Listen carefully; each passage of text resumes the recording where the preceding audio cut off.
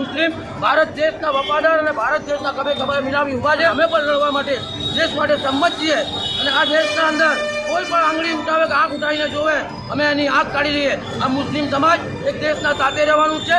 આજે કડી તાલુકામાં મુસ્લિમ સમાજના ગામમાંથી પહેલી તિરંગા યાત્રા નીકળી તો જે નિર્દોષોને ટુરિસ્ટોને નામ પૂછીને મારતા હોય એવા લોકોના સાથે એક કસાઈઓ કરતી ગુના કહેવાય।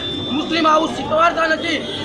હવે એમને ખબર પડી કે જો બીજી વાર ભારતના સામે આ પથ્થર કરી તો પાકિસ્તાનનું નામ નિશાન મટાવી દેશે। ભારત માતા કી જય! ભારત માતા કી જય!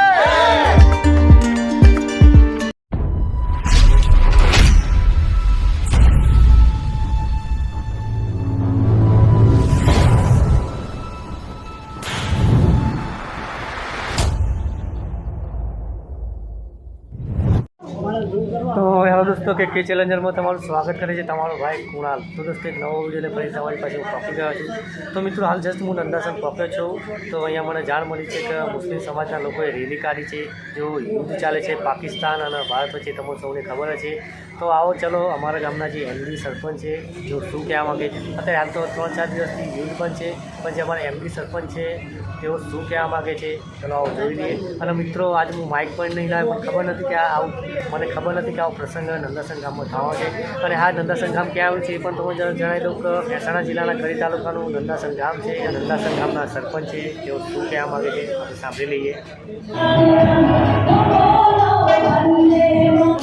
ભારતના મુસ્લિમ અમારા સાથે નહીં, ભારતના મુસ્લિમ ભારત દેશના વફાદાર અને ભારત દેશના કભે કભા મિલાવી ઉભા છે અને આતંકીઓનો નાશ કરવા માટે કદાચ અમારે જવું પડે બધે સૈનિકોએ બહાદુરી બતાવી એ પ્રમાણે અમે પણ લડવા માટે દેશ માટે સંમત છીએ અને આ દેશના અંદર કોઈ પણ આંગળી ઉઠાવે કે આંખ ઉઠાવીને જોવે અમે એની આંખ કાઢી લઈએ। આ મુસ્લિમ સમાજ એક દેશના સાથે રહેવાનું છે, અખંડ રહેવાનું છે તેનું પ્રતિક આજે કડી તાલુકામાં મુસ્લિમ સમાજના ગામમાંથી પહેલી તિરંગા યાત્રા નીકળી એના અંદર જોવા માટે મળશે। અને આ દેશના અંદર જે કંઈક કર્યું હતું હુમલા કર્યા એમને જે કંઈક હતું બધું તોડી અને નાશ કરી દીધા આતંકીના અડ્ડાઓ પણ, અને એ અડ્ડાઓ પણ અમારા દેશના મુસ્લિમ જવાનો પણ કરી શકે એટલી હિંમત દાખવે છે અને કહે છે કે અમે અમારા દેશના વફાદાર છીએ, જે દેશમાં રહીએ જેનું નમક કહીએ અને વફાદારીથી રહેવાના છીએ। અને આવા આતંકીઓ જે નિર્દોષોને ટુરિસ્ટોને નામ પૂછીને મારતા હોય એવા લોકોના સાથે એક કસાઈઓ કરતી ગુના કહેવાય। મુસ્લિમ આવું શીખવાડતા નથી, ધર્મ નથી શીખવાડતો પણ આ આતંકી છે અને આ બદમાશ લોકો જે કરી રહ્યા છે પાકિસ્તાની એમને ઝડપે જવાબ આપ્યો। 24 કલાકમાં આપણા દેશના PM સાહેબે એમને તમને ઘૂંટણે પાડી દીધા અને શરણાગતિ એ લોકોએ સ્વીકારી લીધી। હવે એમને ખબર પડી કે જો બીજી વાર ભારતના સામે આ પથ્થર કરી તો પાકિસ્તાનનું નામ નિશાન મટાવી દેશે। ભારતીય નાગરિકો અને બધાની એકતા આજે જોઈ રહ્યા છે અને આજે જે આ તિરંગા યાત્રા આવી નીકળી એવી દરેક મુસ્લિમ સમાજ ભારત દેશના પડખે કભે કભા મિલાવી ઊભા છે। એના અંદર કોઈ જ્ઞાતિવાદ નથી, કોઈ જાતિવાદ નથી, અહીંયા સર્વનાતી સર્વ ભાઈ છે અને હિન્દુસ્તાન એક છે।